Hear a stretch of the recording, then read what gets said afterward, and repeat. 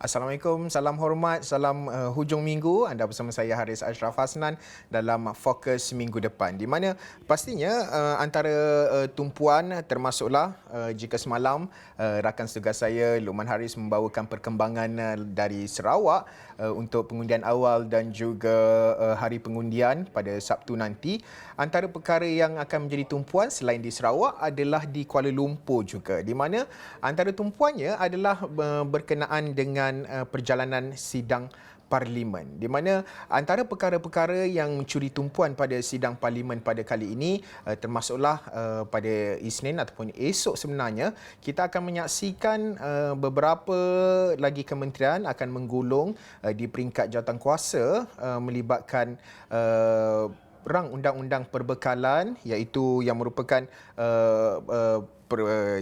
bajet 2022, hari terakhir sebenarnya perbahasan di peringkat jawatankuasa, dan kita akan tahu esok sama ada ianya akan diluluskan ataupun tidak secara keseluruhannya bajet 2022 selepas ianya diluluskan di peringkat dasar. Tetapi keesokan harinya ataupun lusa sebenarnya pada Selasa kita akan menyaksikan satu lagi perkara yang cukup penting melibatkan pindaan kepada Perlembagaan Persekutuan, di mana kerajaan pada Selasa ini dijangka akan membentangkan rang undang-undang Perlembagaan Pindaan 2021 bagi bacaan kali kedua di Dewan Rakyat, dan antaranya adalah untuk memasukkan negeri-negeri Tanah Melayu dan negeri-negeri Borneo, dan rang undang-undang itu bertujuan meminda Perlembagaan Persekutuan yang bakal dibentangkan Menteri Jabatan Perdana Menteri, Parlimen dan Undang-Undang Datuk Seri Wan Junaidi Tuanku Jaafar. Dan untuk kita memahami impak kepada pindaan perlembagaan ini,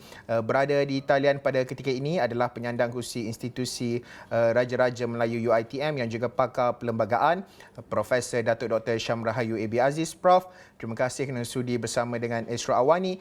Pertama sekali kita ingin melihat kepada pindaan ini. Apa ertinya kepada pindaan ini dalam konteks Perlembagaan Persekutuan, Prof?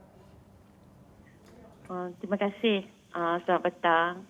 Saya fikir bila melihat kepada cadangan pindaan sebenarnya yang telah disuarakan oleh Yang Berhormat Menteri Undang-Undang juga ya. Pada saya lihat ada dua perkara. Pertama, ia mengembalikan peruntukan yang sebenarnya pada awal telah ada dalam Perlembagaan Persekutuan. Terutamanya apabila yang dicadangkan ialah pindaan kepada perkara 1 Perlembagaan Persekutuan. Perkara 1 ni dia menyatakan tentang komposisi negara persekutuan itu, apakah negeri-negeri yang membentuk persekutuan. Yang kita maklum bahawa persekutuan ini bermula pada tahun 1957 lah. Kemudiannya kita bentuk Malaysia pada tahun 1963. Semasa pembentukan Malaysia itu adalah negeri-negeri Borneo iaitu Sabah dan Sarawak ini dimasukkan dalam satu perenggan yang berbeza, menunjukkan komposisi salah satu daripada komposisi Persekutuan Tanah Melayu. Jadi kita ada perenggan SA iaitu negeri-negeri di Semenanjung Tanah Melayu dan perenggan B iaitu negeri-negeri Borneo. Jadi ia memulangkan. Satu dimensi lain ialah, maksud saya memulangkan itu memasukkan kembali peruntukan ke dalam perlembagaan sebagaimana ia mula ada pada tahun 1963. Yang keduanya, ia telah mahu menjelaskan, cadangan pindaan ini saya nampak, ia seolah-olah mahu menjelaskan beberapa perkara yang menimbulkan ketidaktentuan ya. Tidak tentu maksudnya kita tidak ada tafsiran. Dalam konteks ini, kita lihat satu perkara ialah ia mahu menambah tafsiran kepada dalam perkara 160 dalam pasal 2. Tafsiran yang belum ada sebelum ini, iaitu contoh tafsiran kepada maksud Hari Malaysia contohnya ya. Jadi dia belum ada dalam perlembagaan. Jadi pada saya lihat pertama tujuan pindaan ini adalah untuk mengembalikan apa yang sebenarnya asalnya ada. Yang keduanya untuk menjelaskan setengah perkara atau beberapa perkara yang sebelum ini belum dijelaskan dalam perlembagaan itu sendiri. Prof, kita ingin melihat juga bagaimana sebenarnya ianya pindaan ini akan memberi impak kepada urus takbir negara. Kalau kita mengambil contoh, kalau kita melihat kepada royalti minyak sebagai contoh. Sebab itu antara perkara-perkara yang mungkin yang dekat dengan rakyat terutama di Sabah Sarawak faham, iaitu apabila memberi hak kesamarataan itu, ini bermaksud bahawa mereka juga akan mendapat sebagai contoh royalti minyak yang diraih ataupun minyak yang digali di negeri-negeri Sabah dan Sarawak. Jadi bagaimana ianya sebenarnya memberi impak kepada urus takbir negara tu, Prof?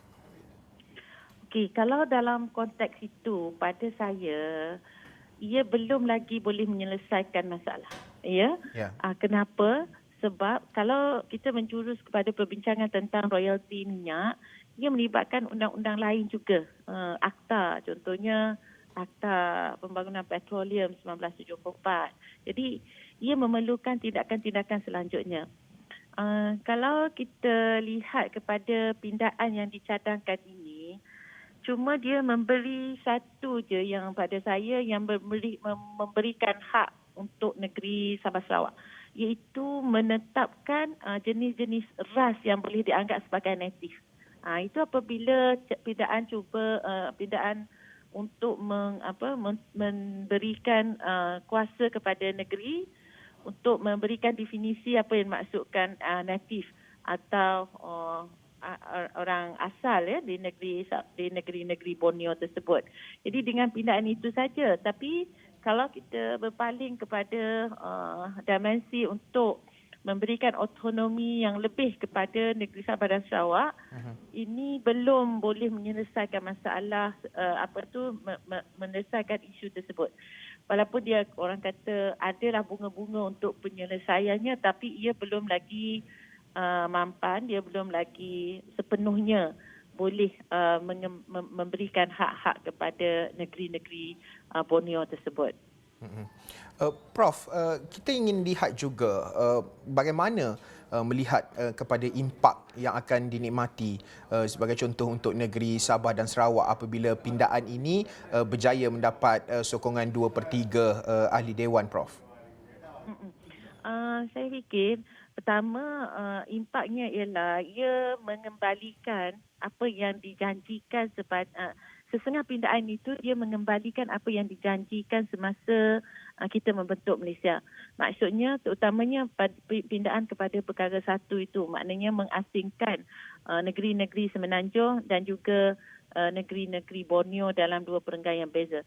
Tapi ini tidaklah kata apa ya, secara direct, secara langsung akan mengukuhkan ataupun akan membuatkan secara automatik perkara-perkara lain seperti yang saya sebut, impak tentang hak untuk mendapatkan royalti itu.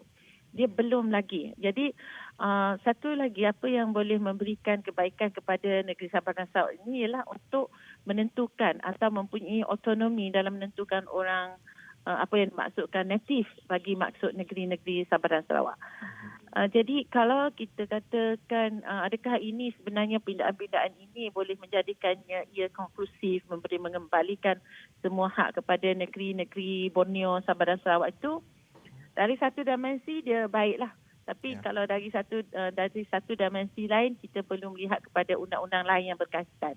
Ia bukan undang-undang perlembagaan. Maknanya selepas undang-undang perlembagaan ini, kalaulah untuk mengembalikan apa yang telah dipinda selepas pembentukan Hari Malaysia tu, kita perlu lihat kepada undang-undang lain juga, ya.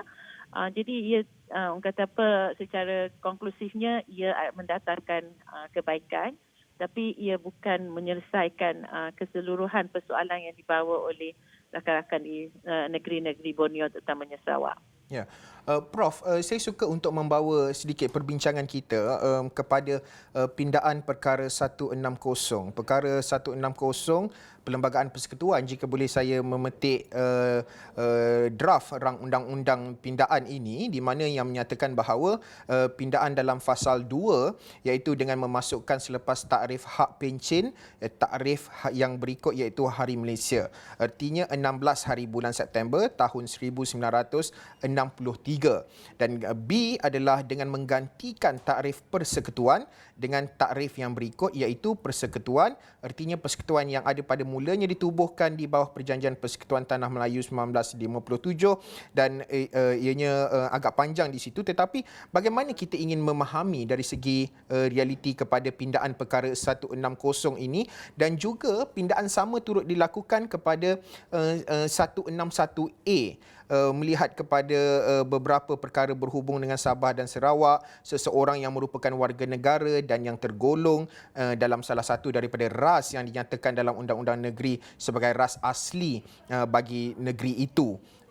Mungkin Prof ada pandangan berkenaan dengan pindaan kepada perkara 160 dan juga 161A ini, Prof. Ya, pada awal tadi saya menyebut tentang keseluruhan pindaan lah. Maknanya ada beberapa dimensi yang kita lihat ataupun angle yang kita lihat dalam pindaan ini. Jadi apa yang ditanya, Ashraf tanya sekejap tadi ialah tentang pindaan 160 dalam Fasal 2.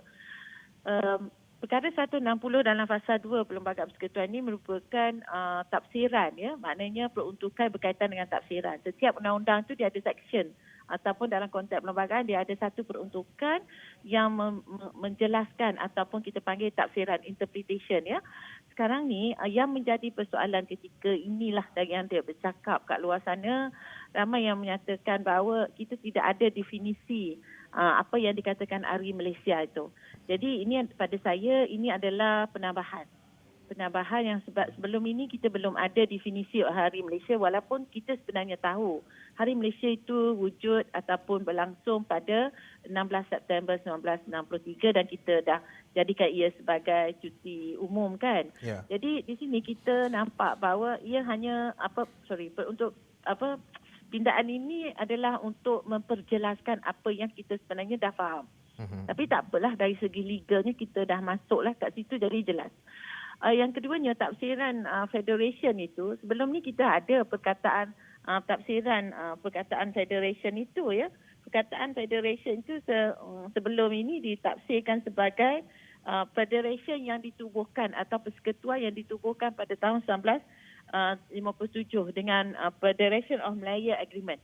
Yeah. Jadi pada saya pindaan ini mungkin ada baiknya, ya. Maksudnya sekarang ini kalau kita sebut Federation, Persekutuan Malaysia, jadi kita merujuk kepada persekutuan yang kita telah tambah keanggotaannya pada tahun 1963. Jadi kita telah bertukar daripada Persekutuan Tanah Melayu kepada Persekutuan Malaysia. Jadi sekarang apa yang mahu dipindah ialah dimasukkan kronologi kesemuanya. Bila saya lihat cadangan pindah itu, sebab tu macam Ashraf kata tadi, dia jadi panjang. Maknanya definisi itu jadi panjang. Apakah yang dimaksudkan federation? Federation dicerita dalam tafsiran itu adalah sejarahnya. Maknanya mula-mula Persekutuan Tanah Melayu, kemudian kita bentuk Persekutuan Malaysia dengan Perjanjian Malaysia 1963. Kemudiannya apabila Singapura keluar daripada Malaysia, maka kita sekarang menjadi Persekutuan Malaysia tanpa Singapura lah. Jadi dia agak panjang definisi itu, dan walaupun maknanya dia menggantikan definisi, pada saya ia juga betul. Maknanya ia sekarang memberikan definisi baru kepada persekutuan, tapi cuma ia agak panjang lah sebab kadang itu mungkin yang terpanjang lah dalam perkara 160 dan Fasal 2 itu. Mungkin itu adalah interpretation yang paling panjang lah. Prof, okey, kita nak berhenti rehat seketika dan selepas ini kita akan melihat dari segi apakah bentuk pindaan yang ataupun penambahbaikan lagi dalam perlembagaan persekutuan yang boleh kita lakukan dalam merealisasikan aspirasi Perjanjian Malaysia 1963 itu. Pada masa sama, kita juga menantikan difahamkan rakan tugas saya akan membawakan perkembangan terkini dari program aspirasi 100 hari aspirasi keluarga Malaysia, tetapi apa ceritanya saya akan bawakan dalam blog yang seterusnya. Kita berhenti rehat seketika, bersambung selepas ini.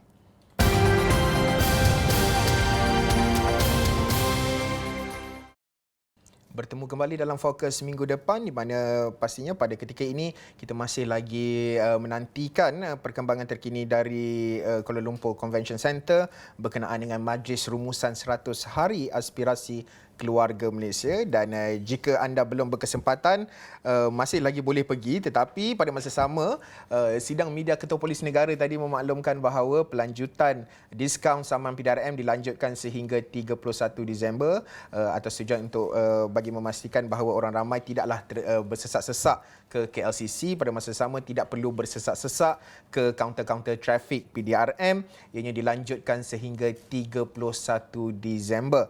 Tapi berbalik kepada perbincangan kita sebentar tadi adalah melihat kepada apa yang akan berlaku di Dewan Rakyat pada hari Selasa ini, iaitu pembentangan rang undang-undang perlembagaan pindaan 2021 bagi bacaan kali kedua di Dewan Rakyat, di mana antara perkaranya adalah untuk memasukkan negeri-negeri Tanah Melayu dan negeri-negeri Borneo. Selain itu, rang undang-undang itu juga bertujuan meminda Perlembagaan Persekutuan yang akan dibentangkan oleh Menteri di Jabatan Perdana Menteri, Parlimen dan Undang-Undang, Datuk Seri Wan Junaidi Tuanku Jaafar. Dan masih lagi berada di Thailand pada ketika ini adalah pakar perlembagaan yang juga penyandang kerusi Institusi Raja-Raja Melayu UiTM, Profesor Datuk Dr. Syam Rahayu Ebi Aziz. Prof, melihat kepada pindaan ini, seperti yang Prof katakan tadi, apakah bentuk perkara yang boleh ditambah baik dalam penambahbaikan Perlembagaan Persekutuan ini dalam usaha untuk memastikan bahawa MA63 ini dapat dilaksanakan sebaiknya, memenuhi aspirasi rakyat di Sabah dan Sarawak khususnya, Prof? Okey, saya nak sambung sikit yang tadi Ashraf, pasal cadangan pindaan kepada perkara 161 capital A, huruf A besar tu.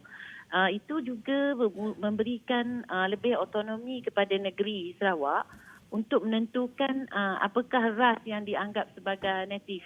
Maknanya sekarang ni dia bukan lagi Perlembagaan Persekutuan yang menetapkan ras yang dikatakan sebagai natif bagi negeri Sarawak.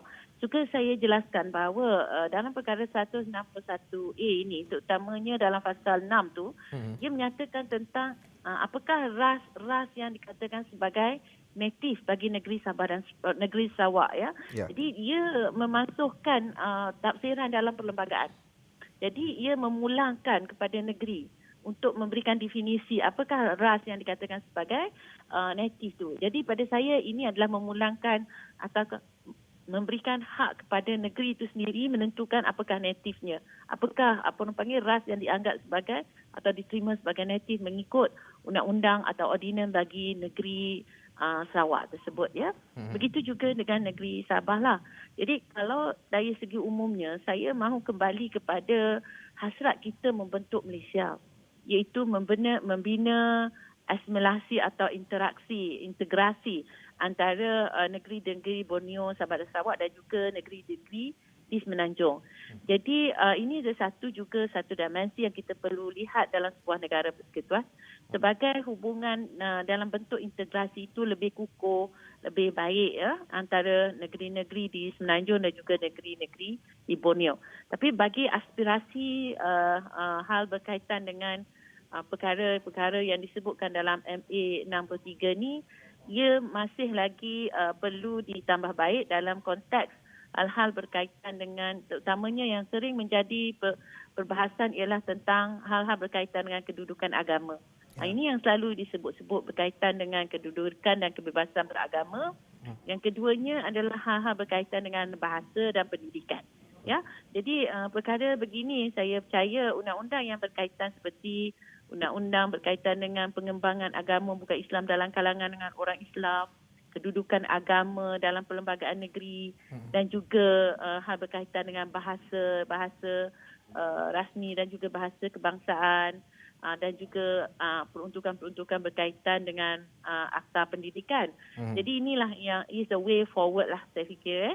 Jadi ini adalah satu permulaan yang baik untuk mengangkat lagi aspirasi MA63 ataupun Malaysia Agreement 1963 dan seterusnya kita akan pada saya yang lebih penting ialah membina integrasi yang lebih kukuh dan juga mencipta ruang-ruang asimilasi antara negeri-negeri di Semenanjung dan juga negeri-negeri di Borneo, Sabah dan Sarawak. Prof, menyebut berkenaan dengan pindaan itu tadi, Prof, iaitu 161A itu melibatkan fasal kepada fasal iaitu fasal 6 itu, tetapi pada masa sama di dalam draft ini juga adalah untuk memotong fasal 7. Mungkin Prof ada perinciannya mengapa, apa keperluannya dari segi pindaan untuk memotong fasal 7 itu, adakah ianya berkait dengan penambahbaikan ataupun pindaan kepada fasal 6161A itu, Prof? Ya, fasal 7 dan fasal 6A adalah berkaitan. Ya. Fasal 7 berkaitan dengan seseorang yang menjadi warga negara, citizen ya, sama ada seorang yang menjadi warga negara dan mempunyai ras. Ras itu ditafsirkan. Apakah yang dikatakan ras sebagai native dalam fasal 6 itu merujuk kepada indigenous to Sarawak. Orang asal Sarawak iaitu ditafsirkan sebagai Bukitan, Bisaya, Dusun, Desi, Dayak, Dayak Laut, Dayak Darat, land Dayak, Kadat. Jadi nak masuk ke fasal 7 ni kerana memberikan kuasa kepada memberikan kuasa kepada negeri untuk menetapkan siapakah native itu. Ini yang saya sebut tadi.